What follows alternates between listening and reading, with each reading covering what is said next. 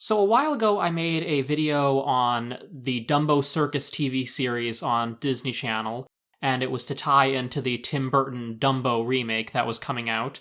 And I was going to make this second video to also tie in, but due to scheduling conflicts, it's actually getting finished and released right now. But hey, you can't get enough Dumbo, right? So let's just jump right into this. In 2001, it was announced that Dumbo was getting a sequel that would take place directly after the first movie, in which the elephant and several other baby circus animals would get lost in the big city. Radio silence followed for a while until 2006, in which John Lasseter canceled the movie, along with most of the other direct-to-video sequels in the following years. In spite of this, there have been several other follow-ups to Dumbo's initial adventure out there, most of them in comic form. And like a lot of Disney comics, especially the ones that came out from the 40s to the 60s or so, they're rather strange. I believe I mentioned back in my Maleficent vs. Christmas video that crossovers between movies were not uncommon back then, and in most of Dumbo's appearances, he's partnering up with some other Disney characters, whether it makes sense or not. Where to start?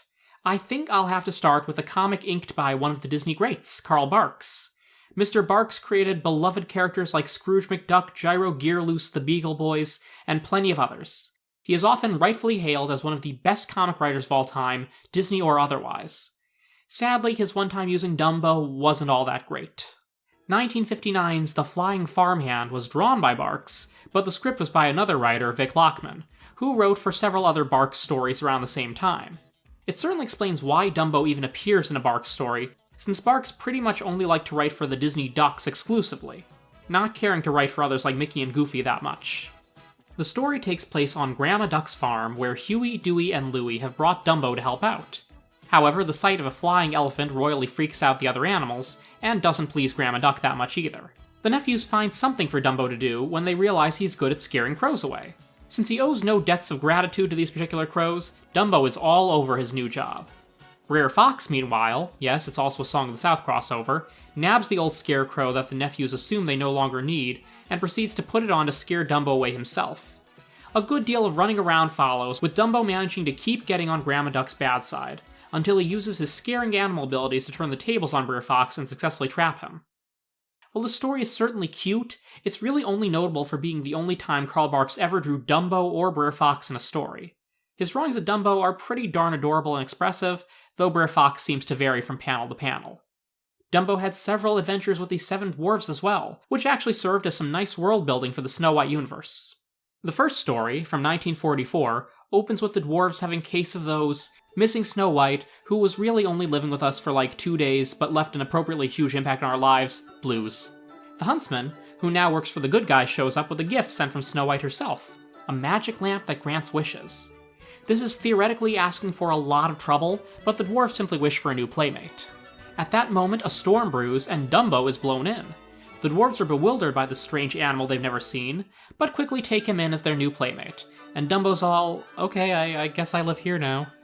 The next day, the dwarves all go to work except Dopey, who stays and keeps Dumbo company.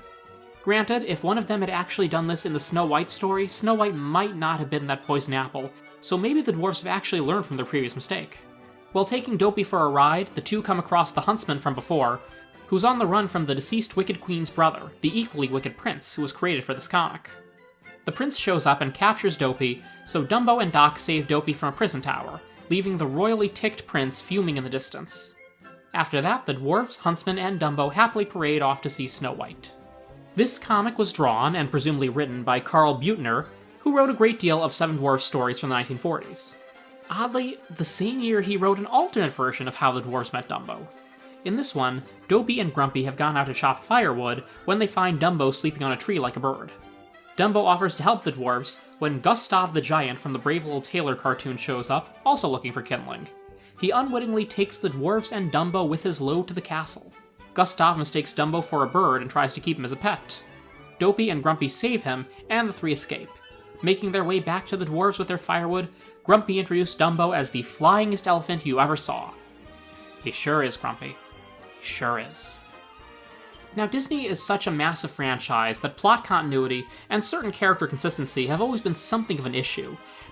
But it's odd that the same artist would do 2 comics in the same year offering completely different origins of how Dumbo met the 7 dwarves. It's really anyone's guess. Moving on to other Dumbo Misadventures.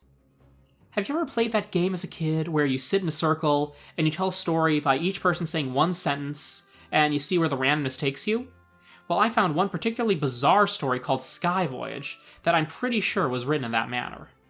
Let me try to sum up the plot here.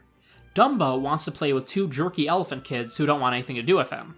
To get rid of Dumbo, they convince him that he's somehow broken the moon and needs to go to orbit to fix it.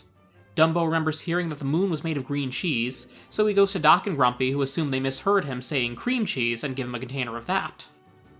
Somewhere in space, Dumbo becomes understandably exhausted and is picked up by the fairy tale characters Winkin', Blinkin', and Nod, who also appeared in a Silly Symphony cartoon in 1938, making them the most obscure characters to appear with Dumbo, which you'll soon see is really saying something.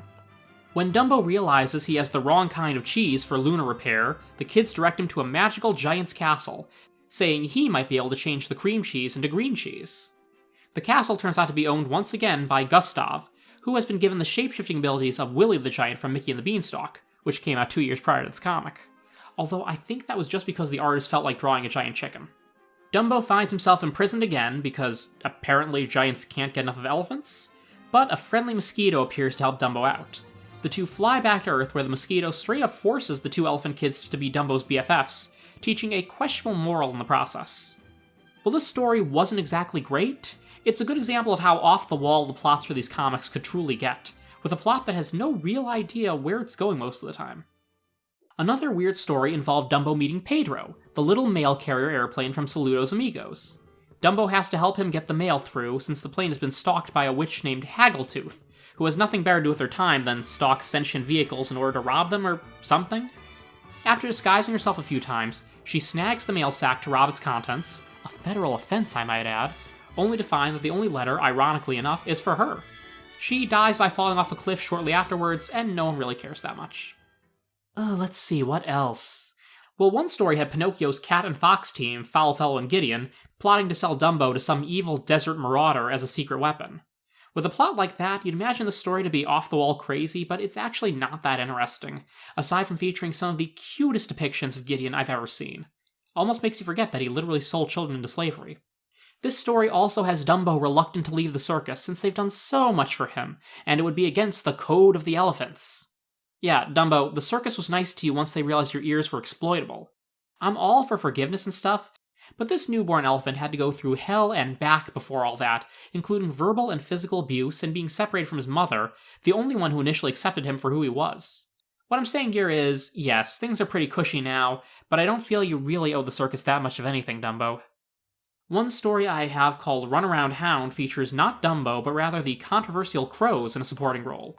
Pluto gets separated from Mickey Mouse and his nephews, and finds himself being stalked by a down-on-their-luck Brer Fox and Brer Bear, who plan to sell him to a farmer for a quick buck or even a meal. The crows take pity on Pluto and help him evade the hillbilly hunters.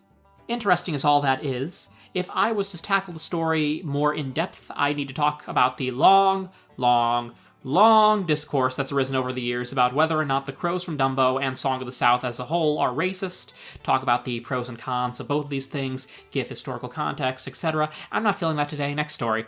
The final story I'm looking at is another odd crossover, and one that could be interpreted as an epilogue for Dumbo's entire storyline.